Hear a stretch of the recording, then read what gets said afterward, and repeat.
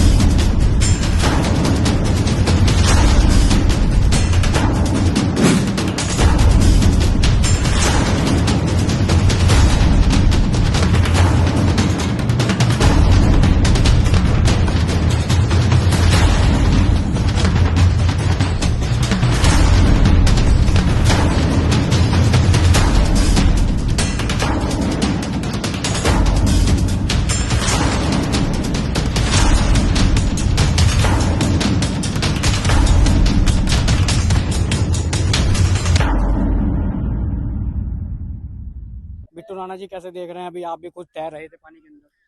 भाई ऐसा है, मैं तो सुबह से तैरार क्षेत्र की समस्या भी उठाता रहता हूँ। इसका मेन मकसद है, मैंने जब ये यूनिवर्सिटी बनी तब भी एक पत्र दिया था। जब जिस दिन इसकी नींव रखी गई, जिस दिन अमित शाह जी आए थे, उस दिन भी मैंने यहाँ पीडब्ल्यूडी वाले अधिकारी, इसके पीछे एक बरसाती नाला है, और बरसाती नाला के क्रॉस होने पर पुआर का हीरा हेडी मार्ग पर एक 2 पाइपों का, मात्र 10-10 इंची पाइपों का पुल है। उन्हें कहा था इसका पुल बड़ा बनवा दो, अगर ये पुल नहीं बड़ा बना पाओगे तो यूनिवर्सिटी में पानी भरेगा। और ये नाला जो है सिंचाई विभाग के अंडर है, वो सब बिल्कुल हटा पड़ा है। अगर वो बड़ा पुल बन जाता, नाला साफ हो जाता, तो यूनिवर्सिटी में पानी एक बूंद भी नहीं भरता। ये सब अधिकारियों की बहुत अनुशासनहीनता है, वो काम नहीं करना चाहते, केवल वहीं बैठे मोबाइल में करके अपना काम कर रहे। देखो कितनी विडंबना है, एक भी अधिकारी पटवारी तक यहाँ देखने नहीं आ रहे। ये वीसी हैं, जो सरकारी कर्मचारी हैं, ये हमारे परिवार के अंग हैं। हमारे बच्चे वहां काम कर रहे हैं। बताओ, एक तरफ मुख्यमंत्री जी का निर्देश है, कोई बरसात में, अग्निकांड में कोई दुखी ना हो, और यहाँ जो अपने कर्मचारी उन्हें कोई देखने वाला नहीं है। कमाल की बात है, कैसे जिला अधिकारी हैं, कैसे एसडीएम, उन्हें खबर नहीं। और ये मात्र जिला मुख्यालय से 11 किलोमीटर यूनिवर्सिटी है।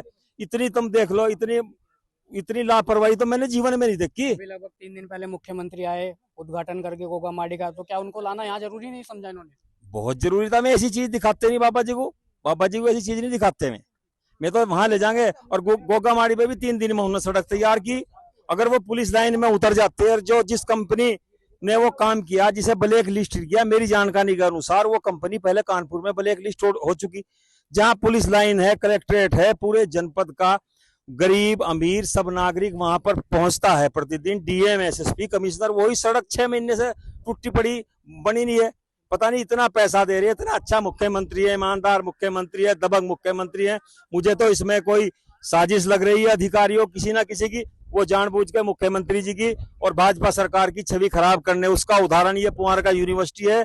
जो मेरी वीडियो को देख रहे हैं, देख लें, आकर देख लें क्या हाल हो रहा, कितना पानी भर रहा, कितनी खराब है, कितनी खराब बात है, कितना हमारे दिल को ठेस पहुंच रही है। हमारे बुजुर्गों ने, जिन्होंने पुआरका के बुजुर्गों ने जमीन दी है, 400 बीघे चकबंदी में जमीन छुटवाई में, आज क्या कह रहे होंगे? इतना पैसा, अरबों खरबों का बजट है, अभी तो शुरुआत है। कौन बच्चे भेजेगा इसमें? ये जानबूझ के कुछ लोग ऐसे शामिल हैं जो यहाँ यूनिवर्सिटी नहीं चाहते थे। कुछ अधिकारी ऐसे थे, वो मिलकर सरकार की और हमारे क्षेत्र की छवि धूमिल करना चाह रहे हैं। इससे बड़ा घटिया उदाहरण दुनिया का नहीं हो सकता है। लगातार पानी भर रहा यूनिवर्सिटी में, कोई पटवारी तक भी नहीं आया। देखिए, कहीं ना कहीं अगर जो बच्चे यहाँ पर आएंगे तो उनको तो पढ़ाई के साथ साथ स्विमिंग भी आनी चाहिए फिर तो, इस तरह से पानी। हाँ, सही बात है। एक उसमें पाठ्यक्रम में लागू करो भाई, अपना तैरने का पाठ्यक्रम भी हो। पहले एनडीआरएफ की यहाँ टीम तैयार करो। मतलब 8-9 फुट पानी भर गया। किसी ने आदमी यूं नहीं देखा, मान ले जो समाज सेवी हैं, ये बच्चे जो कल से लग रहे, किसी ने देखा नहीं भाई कोई डूब गया या वो ट्रैक्टर है, मशीनरी खराब होगी, वो हो गया रास्ते में, रास्ते का किसी को पता नहीं। ये तो अपनी जान जोखिम में डाल के ट्रैक्टर पे से अपनी समाज सेवा के अंतर्गत इनका सामान निकाल रहे हैं, और सरकारी प्रशासन बिल्कुल उसके कान पे जूनी रेंग रही है। और यहाँ बराबर में पुलिस चौकी है, ऐसे पुलिस चौकी, हालांकि पुलिस हर जगह वो काम करती है, मरने जीने में हर विभाग का काम पुलिस करती है। पुलिस बिल्कुल सामने है, जो यहाँ के प्रभारी हैं उन्हें सूचना नहीं करनी चाहिए थी। जब से नए कप्तान है उन्होंने एक व्हाट्सएप ग्रुप बना दिया, उसमें पटवारी, तहसीलदार, वहाँ का चौकी का प्रभारी, उन्हें सूचना देनी चाहिए थी। मैं भी अपना मस्त है, अपना छुट्टी जा रहे हैं, मस्त है अपना, कोई पता नहीं क्या हो रहा। देखिए मैं आपको दिखाना चाहूँगा जो पानी है अब जो है काफ़ी लेवल जो है बढ़ भी रहा है और कभी कभी घट भी रहा है। लेकिन मैं आपको आसमान दिखाना चाहूँगा एक बार, किस तरह से आसमान के अंदर फिर से जो काले घने बादल जो हैं वो छा गए हैं। और कहीं ना कहीं अगले 4-5 घंटे जो है लगातार मौसम विभाग की जो है भारी बारिश बताई गई है मौसम विभाग द्वारा। अब देखना यह है कि शाकुंभरी यूनिवर्सिटी में कौन पहुंचता है और कौन अधिकारी यहाँ कर लोगों की सुध-बुध लेता है और क्या कुछ कार्रवाई होती है। अभी हमने आपको तस्वीरें दिखाई जो शाकुंभरी यूनिवर्सिटी पूरी तरीके से डूब चुकी है, और इसी पर बातचीत करने के लिए हमारे साथ कुलपति जी मौजूद हैं। इनसे बातचीत करते हैं। मैम कैसे देख रहे हैं आप, यूनिवर्सिटी पूरी तरीके से डूब चुकी है? देखिए, मैं सिर्फ ये जानती हूँ कि इसमें ड्रेनेज व्यवस्था अच्छी होनी चाहिए, जिसके लिए मैं तो संकल्परत भी हूँ और प्रयासरत भी हूँ। सभी से बात कर रही हूँ कि इसका ड्रेनेज सिस्टम सुधरना चाहिए। उसके लिए एनक्रोचमेंट नालों के हटें, इसको ढमोला नदी तक पहुंचने का रास्ता सही से मिले। खेतों में से नहीं हो सकता। जो प्लान पहले मुझे दिया था वो प्लान इसलिए खराब है क्योंकि खेत ही ऊंचे हैं, उसमें जो नाली निकालेंगे वो तो एनक्रोच होती रहेगी और वो कभी सफल नहीं हो सकता। सफल होगा जो सामने ड्रेनेज के लिए नाला बना हुआ है उसका एनक्रोचमेंट खत्म करना, जो बीच बीच में है जिसके कारण कल्वर्ट नहीं बनी हुई, एक वो गर्डर डाल दिया गया उसमें से जाता है तो वो चौक रहती है, पानी नहीं जाएगा आगे। ढमोला नदी तक पहुंचने तक का रास्ता तो बनेगा ना, तभी तो जाएगा पानी। तो ड्रेनेज सिस्टम सुधरना बहुत जरूरी है, जो यहाँ पर विचार नहीं किया गया प्रॉपरली। कल हमने आपको देखा कि आप लोग ट्रैक्टर के ऊपर बैठकर निकल रहे थे, क्या कुछ व्यवस्था थी सुबह की, क्या कुछ रहा था? कोई और व्यवस्था ही नहीं थी, बस कोई गाड़ी, कुछ ही गाड़ियां सब डूब गई थी, जिनकी उनकी हालत थी। एक गाड़ी में तो सांप बैठ गए थे आकर, बीजीबी गाड़ी में, उसी में उनको टो कर करके ले गए हैं। तो हमारे पास और कुछ व्यवस्था नहीं थी, तो हमारे इंजीनियर साहब ने एक ट्रैक्टर बुलवाया, क्योंकि उससे ऊंचा कुछ मिल नहीं रहा था हम जिसमें चले जाते। और हम पहले भी इसी बात पर कह रहे थे कि यहाँ इतना पानी भरता है, अभी तक बाहर भरता था, अब की बार तो घर के अंदर भी 2.5 फुट पानी चढ़ गया था। तो इसमें और कोई व्यवस्था संभव ही नहीं थी, ट्रैक्टर पर ही चढ़ के जाना होता। और अगर इतना ही पानी भरता रहेगा और ये लोग ड्रेनेज सिस्टम नहीं सुधारेंगे तो आगे से एक ट्रैक्टर ही लेके रखना पड़ेगा, उसी में जाए। करोड़ों रुपए की लागत से यूनिवर्सिटी बनाई है, लेकिन इसके अंदर ऐसे सिस्टम किए गए कि पानी इसमें जो है लगातार बढ़ता जा रहा है, घटने का नाम नहीं ले रहा है। वो पीछे बाढ़ की वजह से है, जो पानी बढ़ता जा रहा है वो बाढ़ की वजह से है।